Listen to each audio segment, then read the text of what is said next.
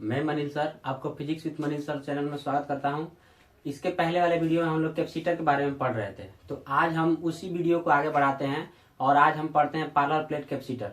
इसके पहले हम लोग पढ़े थे कि गोलीय कैपेसिटर क्या होता है और हमको गोलीय कैपेसिटर इसके बाद हमको देखने क्यों नहीं मिलता है। ठीक है, तो आज हम पढ़ेंगे पैरेलल प्लेट कैपेसिटर। ये कैपेसिटर आपको पढ़ना बहुत जरूरी है। पैरेलल प्लेट कैपेसिटर आगे वाला जो इसके बाद वाला है वो ये पढ़ने के बाद ही वो समझ में आ सकता है। ठीक है, तो चलिए बिना देरी किए अपने टॉपिक का शुरुआत करते हैं। देखिए, समानांतर प्लेट कैपेसिटर की धारिता, ठीक है ना, मतलब समानांतर प्लेट की धारिता। अब समानांतर प्लेट कहने का मतलब है कि आप मार्केट में जब भी जाए होंगे तो गए होंगे मार्केट में, तो उसमें देखने को मिलता है कि जो पैरेलल प्लेट कैपेसिटर होता है वो एक तरफ से ऐसे रहता है, मतलब एक तरफ से रिघारी टाइप से रहता है और एक तरफ से ऐसे, और दोनों को लेकर कंबाइन कर दिया जाता है। आप ध्यान से देखिएगा, जब कैपेसिटर कंडेंसर खरीदने जाइएगा मार्केट में तो उसमें देखिएगा कि कैपेसिटर में एक थोड़ा अलग रहता है और एक थोड़ा अलग रहता है दोनों, और तब उसको क्या किया जाता है, कंबाइन किया जाता है। ठीक है, तो वैसे ही हम मान लेते हैं कि पैरेलल प्लेट कैपेसिटर दो है। ठीक है, मान लेते हैं कि एक है, ठीक है, ये और एक है ये। ठीक,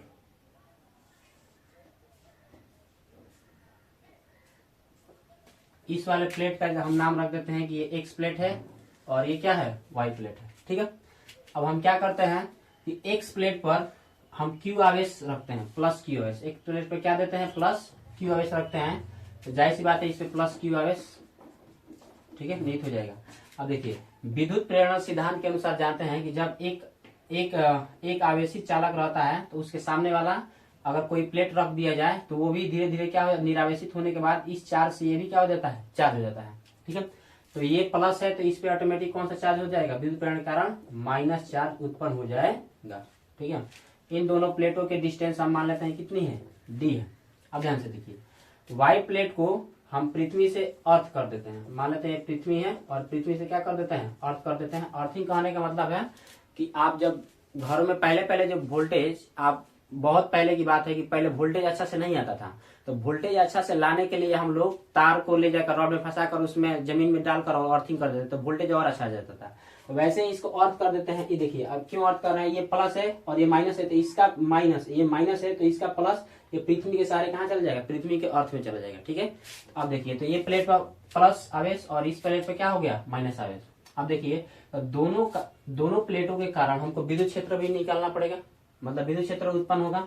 अब देखिए, प्लस के कारण विद्युत बल रेखाएं कहाँ होती है, बाहर की ओर। देखिए, प्लस क्यू आवेश जो कोई भी होता है तो उसके कारण विद्युत बल रेखा ऐसे होती है, ठीक है, बाहर की ओर। तो इसके बाहर की, अच्छा, एक हम मान लेते हैं कि माइनस क्यू आवेश के कारण, इससे माइनस है तो माइनस क्यू आवेश के कारण विद्युत बल रेखाएं कहाँ होगी, अंदर की ओर, अंदर की ओर होती है कि नहीं। ठीक है, तो देखिए, ये प्लस है तो इसके एक तरफ कहाँ जाएगी, बाहर की ओर, और ये माइनस है तो इसके अंदर की ओर, तो इधर ही ना जाएगा। ठीक है, तो ऐसे हम बना देते हैं। ठीक, अब ध्यान दीजिए, अच्छा, बाहरी वाला भी आप समझना चाहें तो ऐसे जाएगा, ठीक है ना, ऐसे बना देते हैं, और ऊपर से भी ऐसे जाएगा। ठीक है, अब ध्यान दीजिए, तो विद्युत बल रेखाएं इधर गई थी, यानी विद्युत क्षेत्र प्लस से कहां तक है, माइनस की ओर। विद्युत क्षेत्र प्लस से कहां है, माइनस की तरफ है। हम लिख देते हैं थोड़ा बहुत भाषा जो हम इस चीज को लिखते हैं। ठीक है, माना कि एक्स प्लेट पर, माना कि एक्स प्लेट पर प्लस क्यू चार्ज, ठीक है, प्लस क्यू चार्ज है, तथा वाई प्लेट पर माइनस क्यू चार्ज है। ठीक है, माइनस क्यू चार्ज है। अब देखिए, तो प्लस एक्स वाले प्लेट पर प्लस क्यू चार्ज और माइनस क्यू चार्ज किस पे है, वाई वाले प्लेट पर है, वाई प्लेट पर चार्ज है। ठीक है, अब हम क्या करते हैं, इन दोनों प्लेटों के कारण विद्युत क्षेत्र की तीव्रता उत्पन्न होगी, तो हम लिख देते हैं कि एक्स तथा वाई प्लेट की विद्युत क्षेत्र की तीव्रता, विद्युत क्षेत्र की तीव्रता। तो एक तथा वाई जो विद्युत क्षेत्र की तीव्रता होती है, यानी दो समानांतर प्लेट हैं तो उनके कारण जो विद्युत क्षेत्र की तीव्रता होती है ई बराबर, ठीक है, ई बराबर कितना होता है, सिग्मा अपॉन एप्सिलॉन नॉट, ठीक है, सिग्मा अपॉन एप्सिलॉन नॉट, याद रखिए सिग्मा अपॉन एप्सिलॉन। सिग्मा क्या है, सरफेस चार्ज डेंसिटी है इसके सतह पर, ठीक है, हम सिग्मा बराबर लिख देते हैं, सिग्मा बराबर होता है क्यू अपॉन ए। आप रखना चाहे तो यहाँ पर भी रख सकते हैं सिग्मा की जगह पर क्यू अपॉन एप्सिलॉन नॉट, तो हम लिख देते हैं ई बराबर सिग्मा की जगह पर क्या लिख देंगे, क्यू अपॉन ए और एप्सिलॉन नॉट, ठीक है। अब देखिए हमको इस प्लेट की धारिता निकालने के लिए हमको सी बराबर जो फॉर्मूला होता है क्यू अपॉन क्या होता है, बी होता है। तो इतना तो हमको पता है कि क्यू तो हम है ही, अब हमको क्या चाहिए, भी चाहिए। तो अगर हमको भी निकालना है तो ई मिल गया, तो हमको भी निकालना है तो ई का जो रिलेशन होता है हम बता देते हैं, ई बराबर जो फॉर्मूला होता है डीवी अपॉन क्या होता है, डीएक्स। और डीएक्स देखिए, डीएक्स मतलब दूरी और डीवी अपन इस दोनों समानांतर प्लेट के पोटेंशियल कितना है, और यहां से अगर हम भी निकालेंगे तो क्या हो जाएगा, ई इंटू डीएक्स, ठीक है। तो हम लिख देते हैं दोनों प्लेटों के बीच का विभवांतर, दोनों प्लेटों के बीच का विभवांतर, दोनों प्लेटों के बीच का विभवांतर। तो दोनों प्लेटों का जो बीच का विभवांतर है वो ई बराबर कितना होगा, ई बराबर यहां से देखिए डीवी अपॉन डीएक्स है, तो वहां पर ठीक सॉरी दोनों प्लेटों के बीच का विभवांतर वहां से अगर हम निकालेंगे तो कितना हो जाएगा, v बराबर ई इंटू डी एक्स। तो v बराबर ई इंटू डी एक्स, तो v इक्वल टू ई का वैल्यू देखिए कितना है, तो q upon A epsilon not, और यहाँ पर जो dx है, dx मतलब इन दोनों प्लेटों के बीच की दूरी, तो दोनों प्लेटों के बीच की दूरी कितनी है, d है, ठीक है। अब हमको क्या निकालना पड़ेगा, अब हमको v मिल गया, q है ही, तो हमको चालक की क्या निकालना पड़ेगा, धारिता। अतः लिख देते हैं, अतः समानांतर प्लेट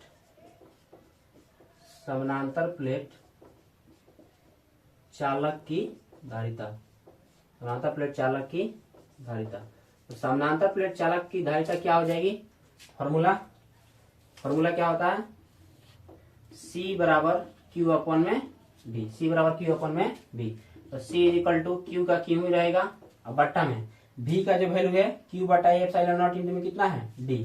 तो हम लिख देते हैं Q बटा इंटू में है Q इंटू D, और कितना है ए एप्सिलॉन नॉट।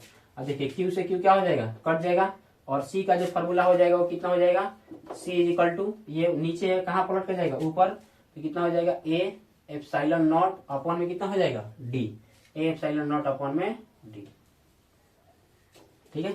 तो आप याद रखिएगा कि समानांतर प्लेट की धारिता जो होती है उसकी दोनों प्लेटों के बीच की जो धारिता होती है वो C बराबर ए एप्सिलॉन नॉट अपॉन में D, ठीक है।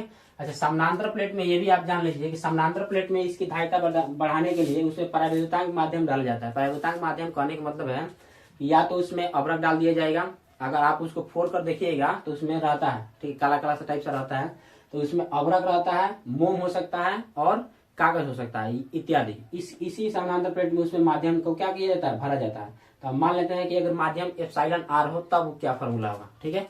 पहले इतना उतार लीजिए, स्क्रीनशॉट कर लीजिए, हम इसको इरेज करते हैं।